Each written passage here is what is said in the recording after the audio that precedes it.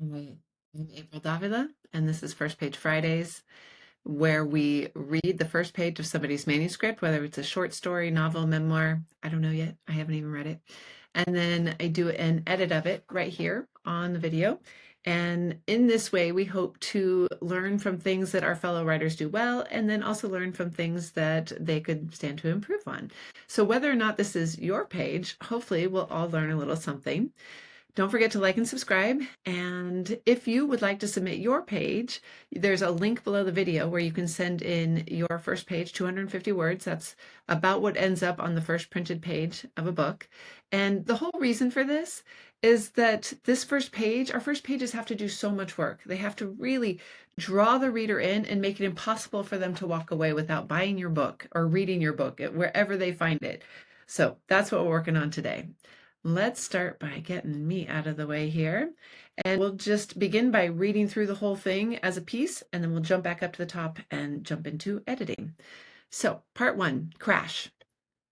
Ronald Marlowe's life was all anticipation, smiles, and restlessness as he celebrated his 30th birthday with his girlfriend, Selah Austin, and best friends Quentin and Sally Maxwell. Selah watched with an inquisitive smile as Ron fidgeted in his seat, unable to keep still, continually putting his left hand in his jacket pocket while holding Selah's left hand with his right. Even with his restlessness, he and Selah, along with every other patron at Henry's Seafood Grill that evening, gazed at the breathtaking reds and blues and yellows. Gazed at the breathtaking reds and blues and yellows danced through the sunset sky over the Pacific Ocean. Suddenly, a loud crashing sound penetrated the silence from outside the restaurant. Off-duty police officers, Ronald and Quentin, were up and out the door before the crashing sound ended. They reached a car that catapulted off the highway and landed in the bushes at the end of Henry's parking lot. The driver was alive and grabbed Ron's arm as he tried to open the car door. The victim repeated, "June, June, please, June." No amount of tugging allowed Quinn to open the passenger door that was buried against a mound with overgrown shrubs. Ron tried to calm the victim as he worked to open the driver's door. "Hold on, guy. Stay with me. We'll get you out of here." Suddenly, gunfire rang out from the highway, and everyone in the parking lot hit the dirt or dove behind vehicles. Ron instinctively covered his victim from the danger.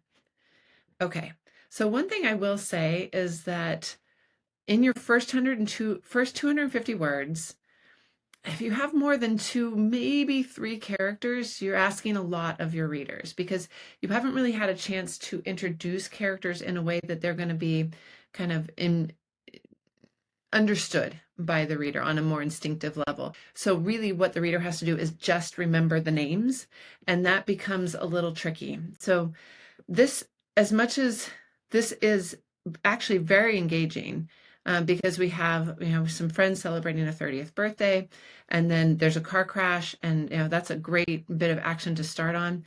I feel like maybe you're trying to do too much in one page, but let's start at the top and just look at it line by line. Ronald Marlowe's life was all anticipation, smiles, and restlessness as he celebrated his 30th birthday with his girlfriend, Selah Austin, and his best friends, Quentin and Sally Maxwell. Okay, so in one sentence, we have four characters. That's a lot. It's not, again, there are no hard and fast rules in fiction. It works if you can make it work. But just a nod that kind of is, that's a lot. Selah watched Selah watched with an inquisitive smile as Ron fidgeted in his seat, unable to keep still. So I feel like I don't really know where they are yet, right? And so when we say he fidgeted in his seat, is he in a car seat? I mean, not like a baby car seat, but like in the seat of his car? Is he presumably at we learn pretty quickly that he's in a restaurant. We learn it down here. They're at the Seafood Grill, but here we don't know. And to start with like a general summation like this, again, can work, but what can be much more effective will be to start with where they are. So you might say like sitting at Henry's Seafood Grill, and again, this is another name, right? It's not a person's name, but still it's a name. And as readers, when something is named, we assume it's important enough that we're supposed to remember it. So it's another thing that like the reader is trying to hang on to and there's a lot of that in this. So I wonder, and then, okay, so how can we ground them in a place? His all anticipation, smiles, and restlessness as he celebrated his 30th birthday. Um, I would probably say it was Ronald Marlowe's 30th birthday, because you can tell us later, you can show us later when we get to like regular day-to-day stuff about his anticipation, smiles, and restlessness. But in this scene right now, what is he? Like, drop us into this particular moment. Um, he sat, and again, these are not the most brilliant verbs. He sat next to his girlfriend, Scylla Austin. Um, and then we have this whole section here where he and Scylla, along with every other patron that evening, gazed out. Um, so, and his two best friends, Quentin and Sally Maxwell,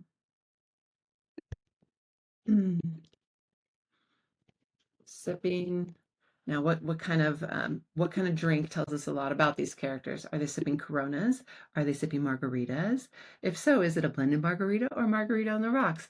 Is it a martini? Like, you can see how these little choices start to tell us about this character. So I'm going to just say Coronas because her Corona beer sipping, let's say draft beers, and gazing out at the breathtaking hues.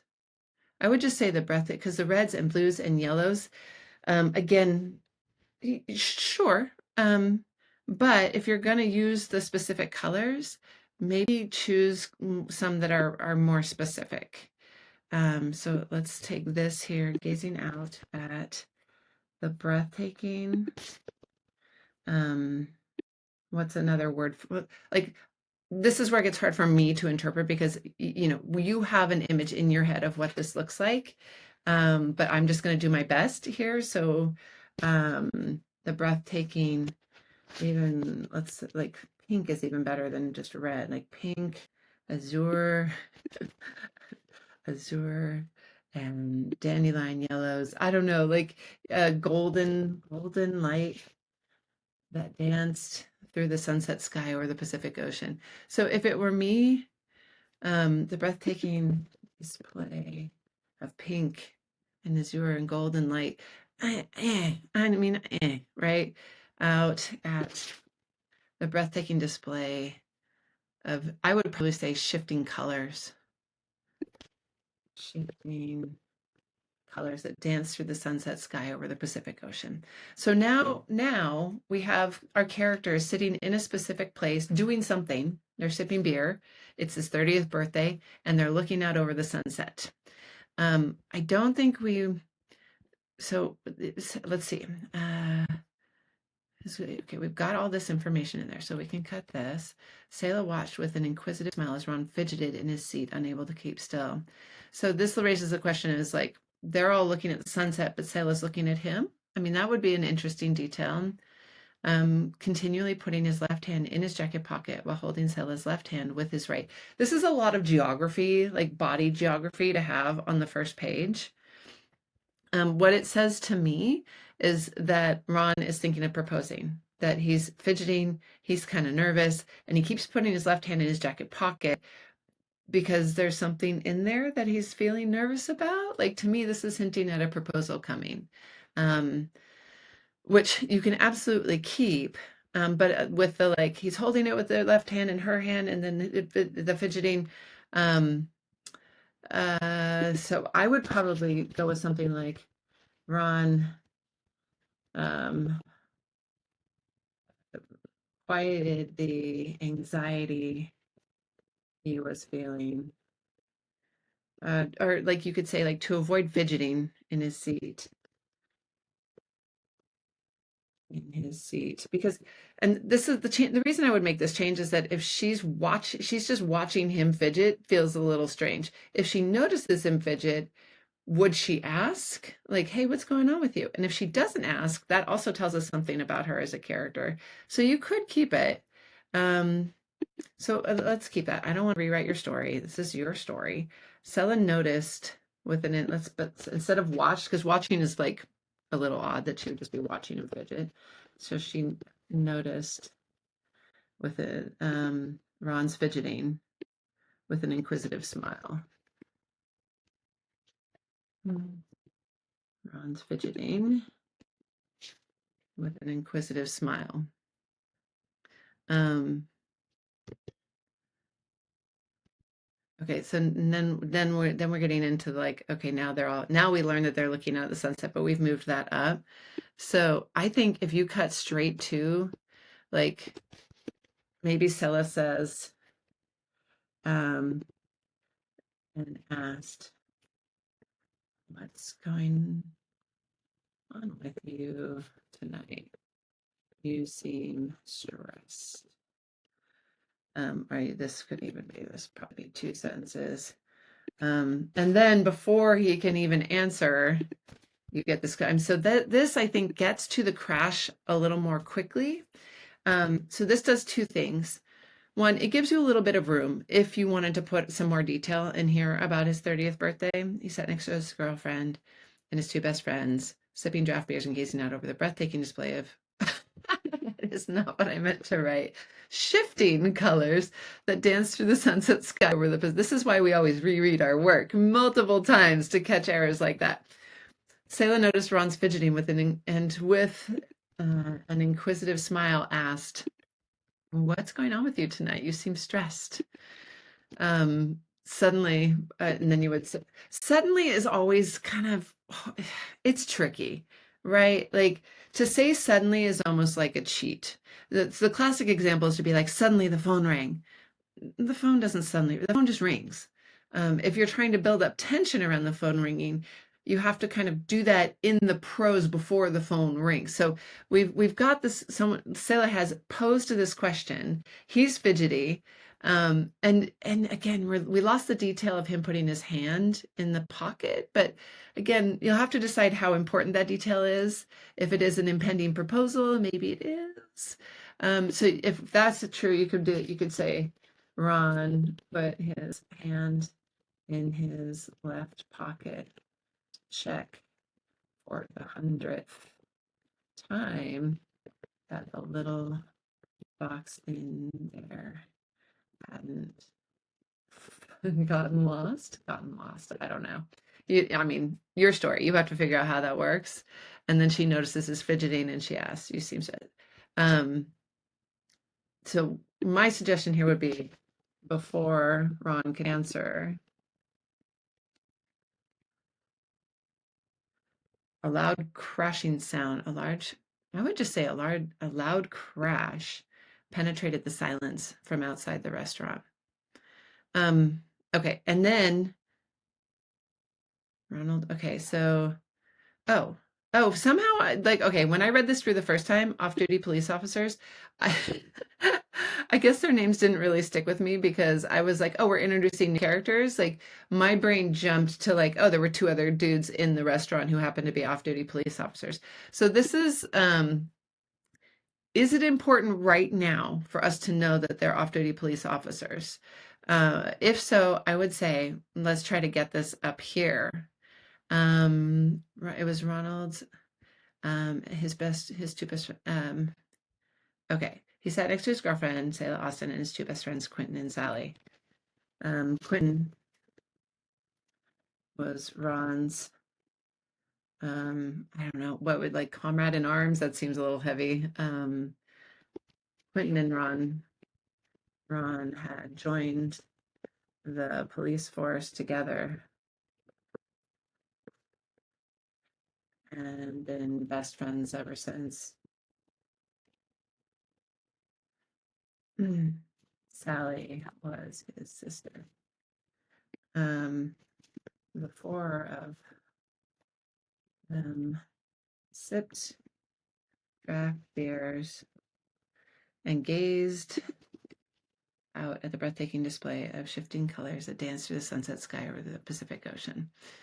So again, this is probably not right for your story, but I think the point here is like telling us before, because as soon as the crash happens, bam, like action.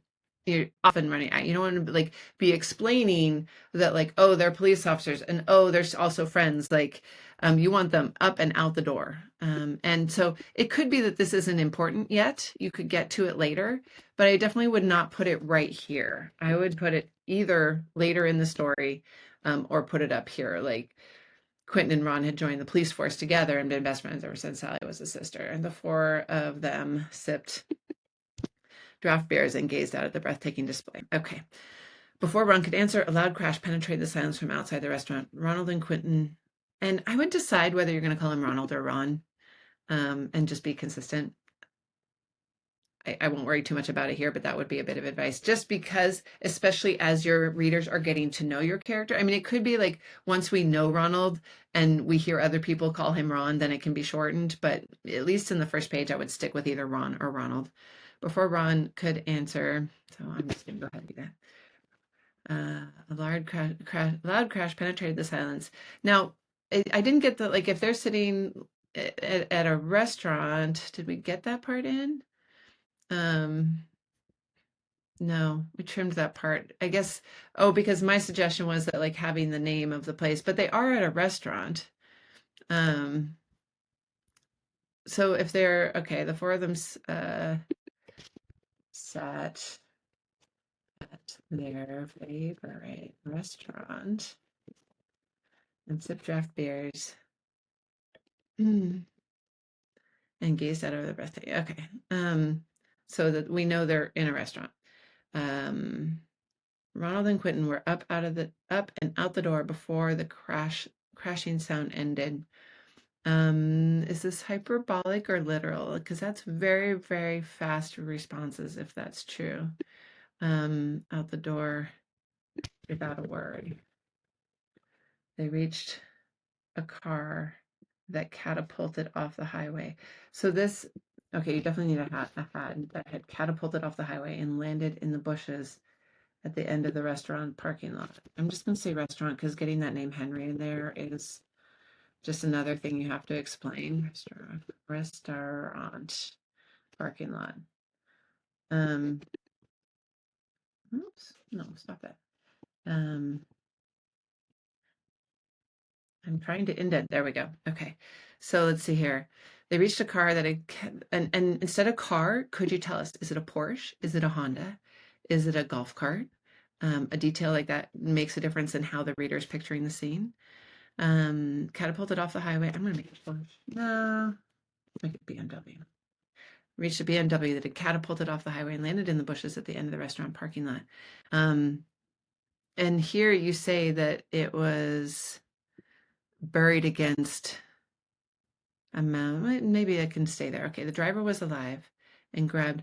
Okay, when Ronald, so allow us to go with Ronald to the car. Reached the car. The driver was alive and grabbed Ron's arm. Okay, so again, like I'm trying to like visually get us as the reader who's following Ronald to this place where the guy can grab his arm. So when Ronald reached the car, the driver, because how is he drive again? Is I guess the window's broken because otherwise, how is he grabbing Ron's arm as if the door isn't open? Okay, so when Ronald reached the car, no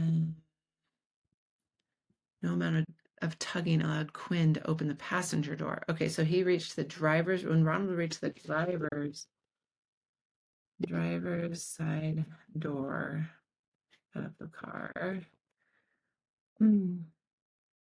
He couldn't, I would say he couldn't open the door, but he heard the guy. And again, this is, I don't know. This is part of the challenge here is that I don't know how you're envisioning it. So if you reach the driver's side of the car, the driver's side door of the car, the window was broken, and the driver and the victim. I mean, is he a victim? I guess he's a victim. That's interesting. I don't know if you'd call him the driver or the victim. Um, Repeated. He kind of is. He was repeating. June, June, please, June. Also, if these are all him talking, you don't have to put these quotation marks in the middle. No amount of and then you would say on the other side car, no amount of tugging allowed Quinn to open the passenger door. That was buried against a mound of overgrown, I would say of overgrown shrubs. Ron tried to calm the victim. How am I doing this? Why are you doing that? Ron tried to calm the victim as he worked to open the driver's door. So what is he doing here?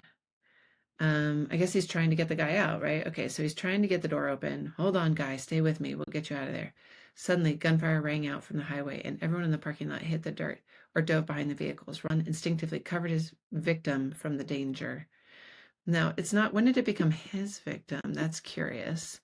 I would say I also, again, I said at the beginning, this page is doing a lot, and it is.